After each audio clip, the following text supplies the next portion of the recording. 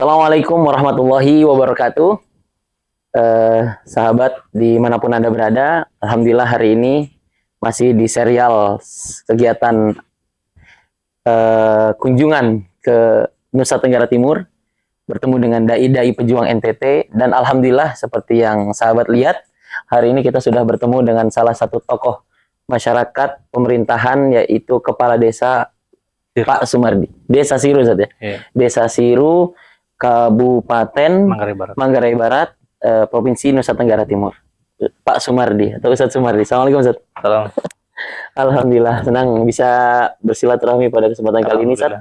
Dan tempat kita cukup istimewa hari ini, menggambarkan ikon keindahan Nusa Tenggara Timur. Yeah. Khususnya ini spesifiknya di Desa Siru nih, Ustadz, ya. Iya, iya. Disebut ini sebagai apa, Ustadz? Agrowisata. Agrowisata Ngalor Kalo. Iya. Yang menampilkan view pesawahan, Ustaz, ya. Iya, iya. Masya Allah, yang begitu luas hingga ribuan hektar. Dan Masya Allah ini juga bagian dari program yang dikawal oleh pemerintah, Ustaz, ya. Iya, iya. Untuk menjadi salah satu tempat wisata. Iya. Namun hari ini kita akan sedikit membahas terkait kebermanfaatan hadirnya para pejuang NTT khususnya di Desa Siru ini. Ustaz, izin bertanya. Iya, ya. Boleh perkenalan dulu mungkin, Ustaz? Iya, ya. Mohon maaf.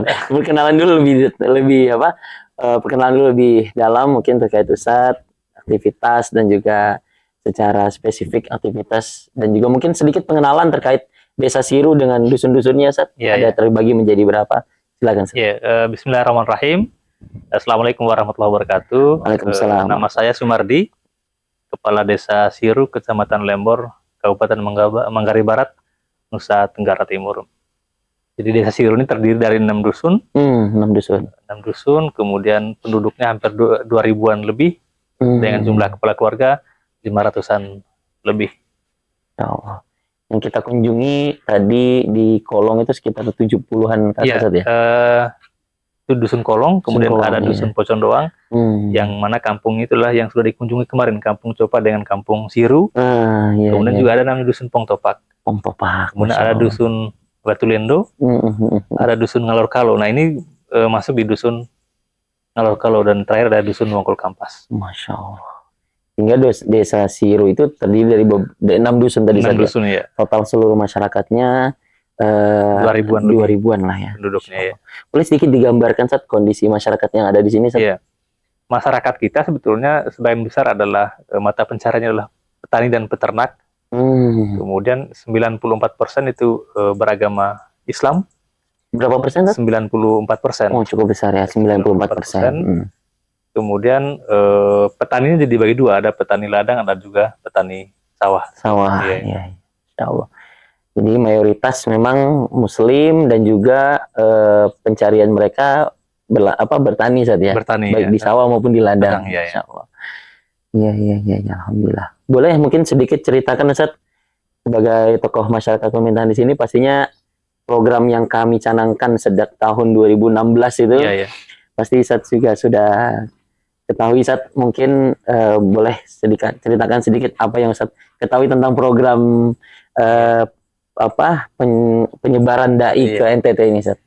Ya, pertama program penyebaran dai ini sebetulnya sangat membantu ya masyarakat, khususnya di desa saya, Desa Siru, dalam hal soal pembinaan keagamaan.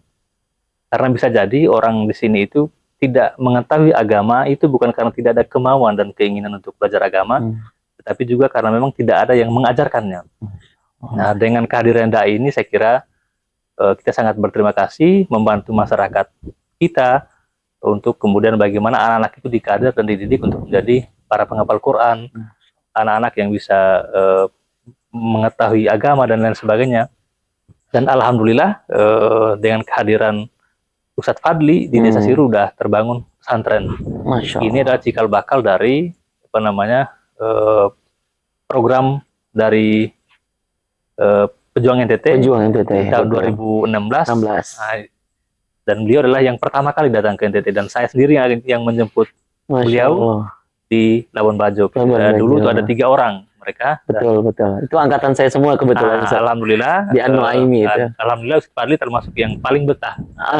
Masya Dan kami berharap beliau tetap di sini sampai kapanpun. Kita doakan semoga beliau selalu istiqomah. Bisa membangun pesantren, dan amin, saya kira pesantren ini juga punya dampak besar, pengaruh besar terhadap keberadaan umat Islam, tidak hanya di desa Sirut, tapi juga ke beberapa desa lain atau kampung lain juga mengetahui, dan bahkan dari lintas kabupaten bisa menitipkan anaknya di pesantren Alam Tahfizul Quran Kolong. Ini sangat membantu kita, sehingga anak-anak kita bisa mengetahui dan mempelajari Islam itu sejak dini gitu. Daripada sebelumnya anak-anak kurang gitu dididik dan dibina soal keagamannya, soal akhlaknya dan lain sebagainya.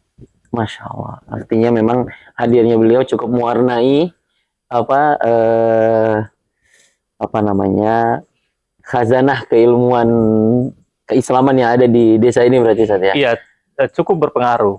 Bahkan ini sejak awal ini kan sebenarnya dimulai dari pembentukan TPQ, lama-lama besar karena minat masyarakat dan perhatian dan dukungan masyarakat cukup tinggi. Maka kemudian Ustaz Fadli dengan beberapa tokoh di sini, kemudian komunikasikan juga dengan Rektor An-Nuaimi, menyepakati kemudian dibukanya pesantren sebagai pusat pelatihan dan pengkaderan anak-anak desa, Sirut khususnya, dan desa-desa tetangga untuk soal keagamaan. Masya Allah, tabaruk. Alhamdulillah ya, kalau begini berarti kita merasa alhamdulillah bangga juga berarti sahabat-sahabat kami yang berjuang di sini bisa menghadirkan dampak yang sangat positif berarti Ustaz ya. Kalau boleh kita tahu juga Ustaz, apakah keberadaan dai di sini hanya concern di bidang keilmuan keagamaan saja, atau ada hal-hal lain yang dari sektor ekonomi atau sektor aktivitas kemasyarakatan dan lain-lain itu ikut diaktifkan si dai tersebut nggak Ustaz di masyarakat ini? Iya. Pertama, dai-dainya tidak hanya fokus di soal keagamaan, tapi juga soal sosial, pendidikan dan lain sebagainya. Bahkan beberapa anak kita itu dibeasiswakan oleh teman-teman dai pejuang NTT. Mereka punya jaringan, punya channel keluar daerah. Dengan anak-anak kita bisa hafal Quran, lalu kemudian itu sebagai syarat untuk mereka mendapatkan beasiswa. Dan kemudian sekarang beberapa anak kita itu yang sekolah di Jawa, kuliah di Jawa, dan itu murni beasiswa itu disebabkan karena ada dai yang mengabdi di sini, dan kemudian ada pesantren tempat mereka menghafal Quran. Masya Allah. Berarti memang semangat belajarnya dari desa Sirut ini sangat kuat Ustaz ya.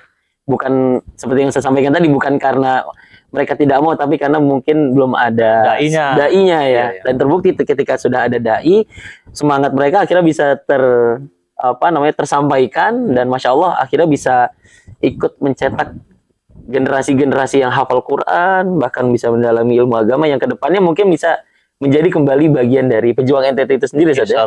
Insya Allah ta'ala. Masya Allah. Dan alhamdulillah juga tadi dengan adanya dai juga bisa menghadirkan kegiatan-kegiatan sosial yang mungkin berakses dari orang-orang baik yang ada di Jakarta sana saja. Betul. Kalau boleh tahu seberapa intens sih mungkin akses kolaborasi yang dihadirkan dai dari luar sehingga bisa menghadirkan misal seperti bantuan perjuangan atau di sana, atau bantuan apa di sana di desa itu seperti apa? Iya, banyak program sosial yang dilakukan oleh para dai itu yang sebetulnya sangat membantu masyarakat kami.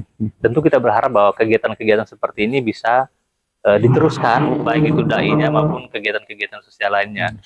Kemudian kami juga mengucapkan terima kasih kepada para donatur di luar sana yang telah membantu kami dalam program-program sosial di Desa Sirut gitu ya. Alhamdulillah. Dan yang terbaru ini juga alhamdulillah ada kolaborasi dengan Badan Amil Zakat Republik Indonesia. Para pejuang NTT ini juga alhamdulillah mereka mendapatkan support kendaraan dakwah. Alhamdulillah, dan juga bantuan sedikit sembako dari Badan Amil Zakat, dan harapannya juga memang ini bisa berkolaborasi terus Ustaz. Iya. Kita sih berharap bahwa program dari Basnas dalam penyaluran sembako ini tidak hanya berhenti sampai di sini. Dan kemudian tidak hanya berfokus di 1-2 dusun, tapi juga di dusun-dusun lain, bahkan di desa-desa lain. kita tentu berharap bahwa ini terus program ini terus berkesinambungan sehingga asas manfaatnya bisa betul-betul masyarakat kita rasakan gitu ya, khususnya masyarakat yang memang secara ekonomi memiliki kekurangan gitu. Masya Allah, tabarakallah. Terakhir Ustadz, ya.